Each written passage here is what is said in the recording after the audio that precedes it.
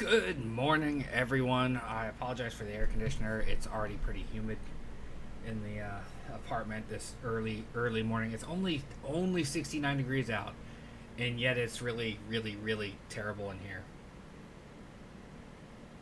Good morning, though. Getting my day started early. I'm gonna go to the movies for the first time in 2 years today. I've already got my ticket purchased. Gonna go first thing in the morning. But I woke up earlier than I planned, and I figured, why the hell not? Let's talk about some stuff and maybe play some video games. As you know, I've been trying to talk more about tabletop RPG stuff, and I found this book yesterday while hanging out at the friendly local game store, Yada Quest. If you're here in Cincinnati, I have been working on a homebrew world for about a year and a half now, converting something I started writing as a novel, turning that world into a tabletop RPG space. System neutral is what I'm aiming for. Still very much a work in progress, and I've been working on a mystical, magically corrupted, sort of mysterious forest in that world, and that's exactly what this book is about.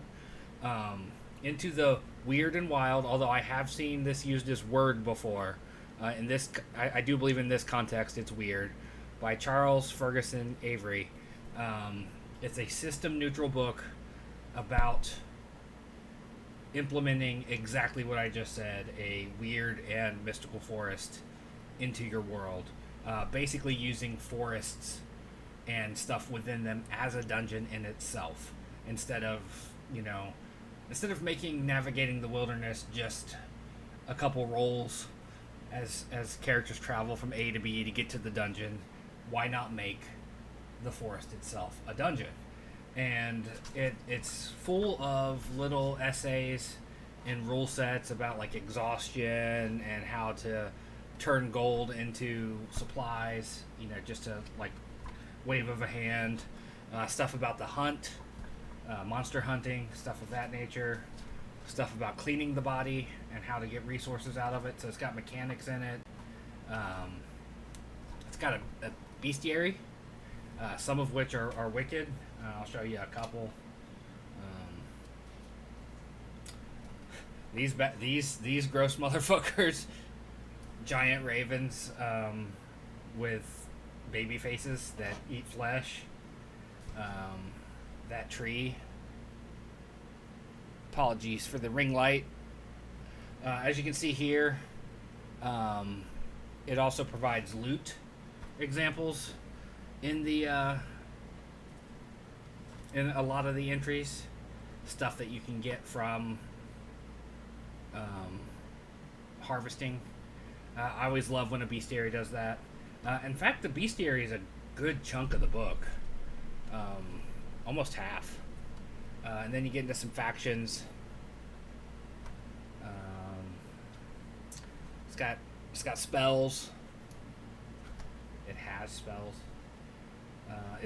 There's a whole section on how to turn the wilderness into a dungeon, including how to create the hex map for it. It's just a beautiful book.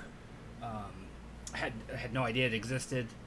Was hanging out with the game store folks, talking to them first thing in the morning yesterday after my doctor's appointment, and was browsing and saw it, cracked it open, looked at the back of it.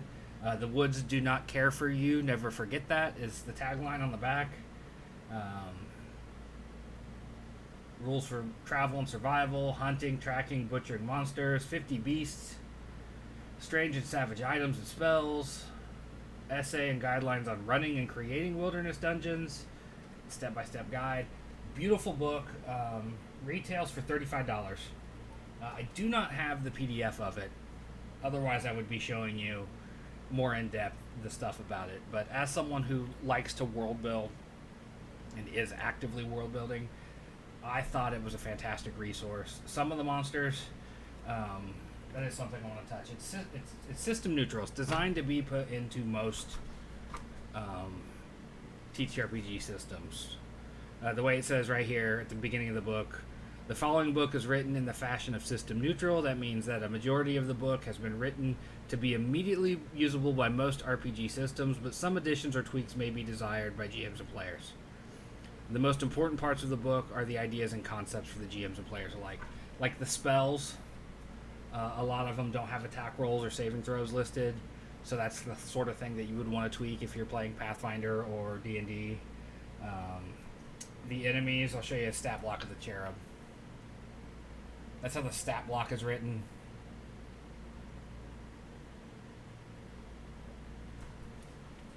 It's not the standard Pathfinder or 5e stat block, but it's similar enough that you can work within that context. A lot of the monster ideas are great. Like the hermit spider that lives inside a giant log, and crawls like a crab, dragging the log with it.